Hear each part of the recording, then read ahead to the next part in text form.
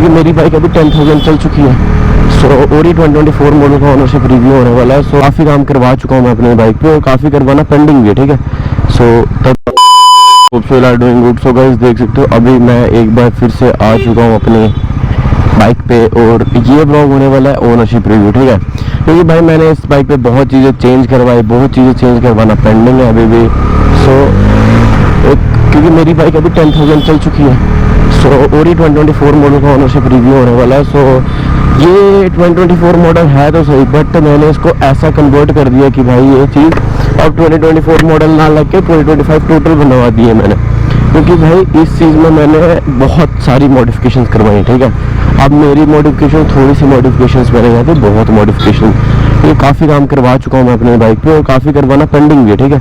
सो तभी अब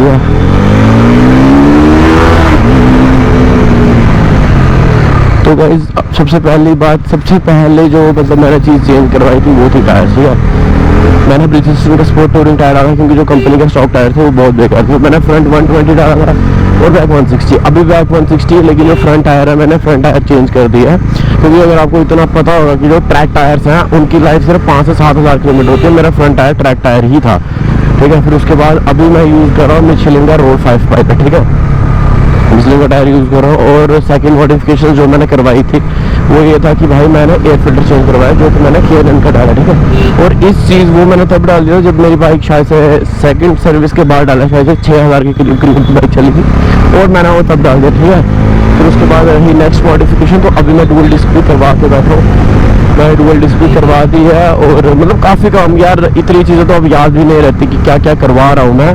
बाकी आपको ब्लॉग की पूरी सीरीज़ मिल जाएगी जिसको अगर सारी चीज़ें देखनी है। अभी मैं जस्ट DIY के लिए निकला हूँ तो मैंने सोचा ब्लॉग बना लेते हैं। अब एक चीज़ जो मेन है कि मैंने अभी एक सेंटर ब्रेक पैड्स निकाला, ठीक है। एज ए कंटेंट क्रिएटर और एज ए यूज पर्पज़ के लिए मैंने सेंटर ब्रेक पैड्स क्यों नहीं डाले वो मैं आपको भी बताता हूँ। पहली बात तो भाई स्किल्स मैटर करती हैं। मैंने आज तक जब जितनी % अपनी बाइक खींची चलाई मैंने नॉर्मल ब्रेक पैड्स पर चलाई, ठीक है। ठीक है, मैं नॉर्मल ब्रेक पैड्स पर चलाता हूँ गाड़ी, ठीक है। अगर आपको दिख ही रहा होगा तो भाई मैं नॉर्मल ब्रेक पैड्स पे ऐसे चलता हूँ तो। और भाई सेंटर ब्रेक पैड्स रियली बहुत ज़्यादा अच्छे हैं, वो बहुत ज़्यादा अच्छा काम कर रहे हैं, ठीक है। मैंने एक बार चलाई है गाड़ी 25 मॉडल वाली। सो मैं उस चीज़ पे उसके बेसिस पे बोल सकता हूँ भाई कि जो सेंटर ब्रेक पैड्स हैं that's are they are really amazing, ठीक है। अमेजिंग मैं बोलूँगा भाई उनको क्योंकि बहुत ब्यूटीफुल वर्क कर रहे थे भाई वो, ठीक है।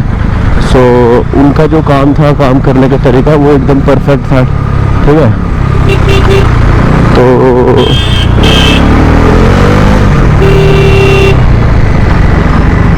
भाई ये देख लो आधे रास्ते में लाके गाड़ी घोप देनी है एंकर। मेरे को लग रहा है लाइसेंस होगा भी इसके पास। तो सेंटर ब्रेक पैड, उसके बाद सेंटर ब्रेक पैड क्यों लगाया क्योंकि भाई स्किल्स भी मैटर करती है, ठीक है। चलाने का तरीका भी मैटर करता है। मेरा क्लासमेट आदि उसके पास भी NS 400 2024 मॉडल है और वो भी चेंज करवा सकता था, बट हम दोनों ने अभी तक करवाए हैं, ठीक है। क्रैंक के मिल रहे हैं बट क्रैंक के ब्रेक पैड्स का लाइफ ही नहीं है, तो भाई क्या फ़ायदा चेंज करवा के ब्रेक पैड्स, ठीक है। That's why we don't change any kind of. और अभी बजाज में भी आ चुके हैं तो भाई मैंने कोशिश कर रहा हूँ कि भाई मेरे को सेंटर ब्रेक पैड्स मिल जाए। मैंने लगाया है भाई बातचीत करने ताकि भाई मैं सेंटर ब्रेक पैड्स खरीद लूँ, ठीक है। मैं परचेज पे ही होता हूँ भाई। ये देखो, बाकी अब मैं कुछ बताऊंगा इसके नेगेटिव्स और पॉजिटिव्स जो मैंने फील किए अपनी बाइक में, ठीक है। सबसे पहला नेगेटिव था टायर्स, वो 25 मॉडल में ठीक हो गए क्योंकि आपको 24 मॉडल मिलेगा नहीं। दूसरा ब्रेक्स जो कि सॉल्व हो गया और अभी तो 43 PS पावर मिल रही, तो आपको और क्या चाहिए भाई। अभी इसका थोड़ा प्राइस बढ़ चुका है। जब मैंने ली थी 1,85,000 एक्स शोरूम में मैंने परचेज की, ठीक है। एक्स शोरूम बताऊंगा। और अभी 1,93,000 एक्स शोरूम या 97,000 मतलब 1,90,000 समथिंग मान लो भाई, अब एग्जैक्ट डिटो तो मेरे को भी याद नहीं। सो 1,90,000 समथिंग एक्स शोरूम अभी चल रहा है जम्मू, ठीक है। एक्स शोरूम तो हर ऑल इंडिया सेम होगा, ऑन रोड चेंज होते हैं, ठीक है। फिर उसके बाद जो ऑन रोड मेरे को पड़ी थी 2,38,000, ठीक है। ऑन रोड जम्मू तो 2,40,000 मान लो क्योंकि मैंने उसके बाद भी थोड़े ऑन रहते ही थोड़े बहुत एक्सेसरीज वगैरह चेंज करवा ली थी, ठीक है। सो वो 2,40,000 जम्मू, ठीक है। उसके बाद वो ये थी बिल्कुल नॉन स्टॉक गाड़ी का रेट। फिर उसके बाद मैं मॉडिफिकेशंस करता गया। मैंने काफ़ी चीज़ें चेंज करवा दी, ठीक है। चेंज करवाने के बाद मेरे को अपनी बाइक में कोई भी, क्योंकि मैंने लो भी करवाई वहाँ पे भी मैंने पैसा दिया, तो अभी तक मैंने एक दिन टोटल प्राइस का मतलब वो किया था नोट, सो मेरे को मेरी मॉडिफिकेशन का कॉस्ट पड़ रहा था समथिंग अबाउट 25 to 30,000, ठीक है। और अभी इसमें भी बहुत ज़्यादा, क्योंकि जो डुअल डिस्क का ये भी शायद से नोट था कि नहीं था यार, इतना चीज़ें याद नहीं रखता मैं जैसे जैसे होता जाता मैं वैसे वैसे करते जाता। और अब मैं सेंट्रल ब्रेक पैड्स के फिराक में हूँ, बस जैसे ही मिलेंगे उनका ब्लॉग है। तो भाई अब इस गाड़ी में नेगेटिव्स कुछ भी नहीं, ठीक है। जो बंदे बोलते हैं कि भाई इसका जो स्विंग आर्म है वो उतना लॉन्ग नहीं है, जो बेयर नहीं कर पाता, भाई मैं आपको एक चीज़ बताऊँ, मेरा स्विंग आर्म इतना परफेक्ट है कि भाई मेरा स्विंग आर्म प्रॉपर बेयर करता है। मेरे को अभी तक ना इस गाड़ी में वॉबल मिला ना गाइस, और ना इस गाड़ी में वॉबल दिखा, और ना स्टेबिलिटी इशू मेरे को लगे। मेरे को देखो एज मैं अपने पर्सपेक्टिव से हमेशा बताता हूँ, और मेरे को काफ़ी टाइम हुआ है बाइक चलाते, ठीक है। इस बाइक को लिए भी साल हो गया, मैंने टूर्स कर लिए, 10,000 किलोमीटर चला ली। देखो मैंने जब भी हाईवे पे चलाई, मैं केदारनाथ गया तो तब मैंने प्रीमियम पेट्रोल डाला है, ठीक है। तो प्रीमियम पेट्रोल के बाद मेरे को जो एवरेज मिली वो 23-24 की मिली थी एवरेज, ठीक है। मतलब सिर्फ हाईवे पे, पहाड़ पे तो भाई कोई नॉर्मल सेम एवरेज आ जाती है, बट पहाड़ पे बाकी अभी मैं निकल चुका हूँ, ठीक है। मेरे को एक DIY नोटबुक चाहिए थी, मैंने जस्ट वो परचेज की और मैं निकल गया, ठीक है। DIY मतलब ट्रेंडिंग टाइप की होती है, ठीक है, नॉट योर एवरेज नोटबुक, ठीक है। तो अब मैं था कि पॉजिटिव्स नेगेटिव्स पे, ठीक है। सो बहुत सारे पॉजिटिव्स मैंने फेस किए, बहुत सारे नेगेटिव फेस किए। Nothing is perfect in this whole world भाई, मेरा तो एक ही मानना भाई, nothing is perfect, but you have to make that thing perfect, ठीक है। सो परफेक्ट फॉर यू, ठीक है। सो मैंने इस चीज़ को खुद के हिसाब से बनाया है, मैं इस चीज़ को करता गया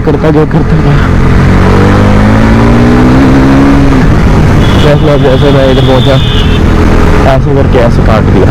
भाई प्रैक्टिस चाहिए ना इस चीज़ के लिए। अगर आप भाई 150 सीसी की प्राइस पॉइंट पे गाड़ी आ रही है, तो आप उठ के भाई 150 सीसी या 125 स्कूटी से आप उठ के डायरेक्ट आप एक 400 सीसी का ऐसा पागल बीस्ट उठाओ, जिसमें भाई मतलब पहले तो वो भी नहीं था, क्या बोलते हैं, ब्रेक्स भी उतने एनहांस नहीं थे, ठीक है। तो आप वो चीज़ उठा लो, मतलब यार मैं उस चीज़ को भी बैड नहीं बोलता यार, चलाने की अगर चलाने अच्छे से आए ना गाड़ी, तो भाई डोमिनार में भी तो भाई अभी तक ऑर्गेनिक ब्रेक पैड है, डोमिनार को क्रिटिसाइज नहीं किया, और वो चीज़ का जवाब दो यार, डोमिनार में भी तो नॉर्मल ब्रेक पैड आते थे, डोमिनार को क्यों क्रिटिसाइज नहीं किया गया, क्योंकि इसमें 4 पिस्टन कैलिबर था, 4 पिस्टन और ब्रेक पैड होता है ज़्यादा, मान सकते हैं भाई, तो 4 पिस्टन में ब्रेक पैड है ज़्यादा भाई। बट भाई अब कंपनी ने 2 पिस्टन दिया, और कंपनी ने आज एक्सेप्ट भी किया। कंपनी को बोलो तो कंपनी सुन तो रही है ना भाई, अप्रीलिया की तरह थोड़ी कि भाई ब्रेक से लग रहे। अब ये मैं क्यों चीज़ बोल रहा हूँ, ये पहले आज 457 मैंने कल चलाई, यस, तब भाई सेटअप साथ नहीं था, तो अप्रीलिया जब 457 मैंने चलाई तो भाई आई रिकॉग्नाइज कि भाई उसके ब्रेक पैड्स तो भाई सेंटर्ड होने के बावजूद इतने घटिया ब्रेक बाइक। ओ भाई कहाँ ला रहा है बीच में भाई, ये स्कूटी वाले में तो ये लंगूर उड़ते हैं भाई, एकदम कसम सारी लंगूर उड़ते हैं भाई ये तो भाई अगर मेरे पर्सपेक्टिव से अगर किसी को भी 400 सीसी उठाना है ना, तो भाई आपको या तो पहले बाइक का प्रॉपर नॉलेज होना चाहिए भाई, गाड़ी चलती कैसे, ठीक है। आपको गाड़ी अच्छे से चलाने आ रही नहीं, आप गाड़ी उठा के बैठ जाओगे भाई, तो वो चीज़ बनता नहीं, ठीक है। अरे भाई गाड़ी बीच में जाके रोक रहा है यार, हद हो गई है। तो मैं आपको एक चीज़ बोल रहा था कि अगर आपको गाड़ी चलाना पूरी आती है, बाइक्स का नॉलेज है, और अगर आपने 200-250 तक पावर बर्दाश्त की है, आपको रॉ पावर का पता है, जैसे अगर आप ड्यूक वगैरह KTM वगैरह चला रहे हो 200-250 वगैरह भी है, 250 वगैरह वाला बंदा भी है, तो वो भी बियर कर सकते। अब भाई मैं स्कूटी वाला था, मैंने स्कूटी चलाई थी पहले मैं कोई भी बाइक ओन नहीं कर रहा था, बट मैंने तो डायरेक्ट 400 सीसी ली। अब ये भी क्वेश्चन उठता है कि भाई अगर ओनरशिप रिव्यू में, तो भाई मैं अपना पर्सपेक्टिव बताऊं तो भाई मैंने ये कैसे ले, बिकॉज भाई मैंने ड्यूक 390, RC 390, GT 650, इवन तक की जीनोसो भी चलाई हुई थी पहले, तो दैट्स वाई मेरे को पावर का पूरा पता। अगर मैं अब इससे ऊपर डायरेक्ट जीनोसो पे शिफ्ट करूँ ना, तो मेरे लिए कोई भी डिफिकल्टी वाला फैक्टर नहीं आएगा उस चीज़ में कि भाई मैं जीनोसो उठा के बैठा हूँ, तो मेरे को अब मतलब पावर, क्योंकि मेरे को पावर ब्लेंड पूरा पता है कि किस पावर में कैसे घुसा जाता है, ठीक है। अगर मैं उसका 18-19 वाला वेरिएंट भी उठा लूँ ना जीनोसो का, इसमें वो है क्या बोलते हैं, मतलब जो बिल्कुल रॉ वेरिएंट है, ठीक है, तो अगर मैं वो वाला वेरिएंट उठा लूँ तो भाई मेरे को कोई भी नुकसान नहीं है, कहीं भी उठ के कहीं भी काट दो भाई। सबसे ज़्यादा अनपढ़ तो यही चीज़ करते हैं भाई, मेरे को कहीं भी उठ के कहीं काट दो। इंडिकेटर तो भाई ज़िंदगी में मेरे को लगता नहीं है यूज़ करने के दिए भी हैं भाई, हमारे जम्मू में तो भाई इंडिकेटर, जम्मू तो भाई फिर भाई थोड़े बहुत हैं, कठुआ और पंजाब के लोग तो भाई उल्टी साइड डोलते हैं भाई, उल्टी साइड डोलते हैं भाई। बाकी इस व्लॉग में यही था ओनरशिप रिव्यू भाई। अगर आपको किसी भी को लेनी है भाई, पहले एक बार टेस्ट ड्राइव लेके देख लो, क्योंकि कुछ ओनर्स नहीं होते तब भी सेटिस्फाई भाई, क्योंकि यार नीड के हिसाब से बाइक लो, ठीक है। अगर आपको नीड ही नहीं है उस चीज़ की, भाई ये पुलिस वाले कहाँ काट रहे हैं। अगर आपकी नीड ही नहीं है इस नेकेड बाइक की, तो भाई आप नेकेड वेस्ट उठा के क्या कर लोगे, ठीक है। सो पहले नीड को समझो, अपनी